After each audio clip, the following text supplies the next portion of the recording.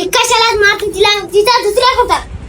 हा काना कोणाला मारायच्या गोष्टी करतोय थांबा सांगतो. राम राम मंडळी, मी पवन आणि आपल्या 100 डेच्या 100 मिनी ब्लॉगच्या या सिरीज मध्ये आपल्या सर्वांचं अगदी मनापासून स्वागत करतोय. आज सकाळी लवकर आंघोळ करून मारुती मंदिराचं दर्शन घेण्यासाठी आमच्या गावाच्या दक्षिणमुखी मारुती मंदिरावर आलो होतो.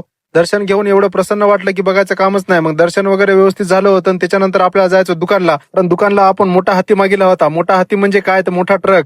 अबे साले, आता ते ट्रक आपल्याला सगळा खाली करून घ्यायचा होता दुकानमध्ये, म्हणून माणसाला बोलण्याचं काम सुरू झालं होतं. मग एका एकाने सगळे माणसं येऊ लागले. तेवढ्यात मी आमच्या संतोष मामाला फोन केला आणि मामाला म्हणलं बा दुसरे माणसं यायले, तुम्ही या पटकन. मामा धोंडा घेऊनच आला, कोणते माणसं येतात ते बघतो म्हणला.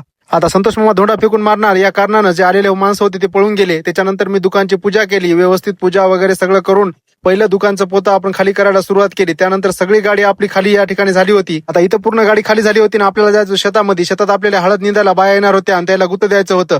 मग पप्पानं सगळं गुतं वगैरे ठरवून घेतलं आणि त्याच्यानंतर बाया सगळ्या लाईनीनं बसल्या आणि सुरू केली हळद निंदायला. सुरू करेंगे, सुरू कर.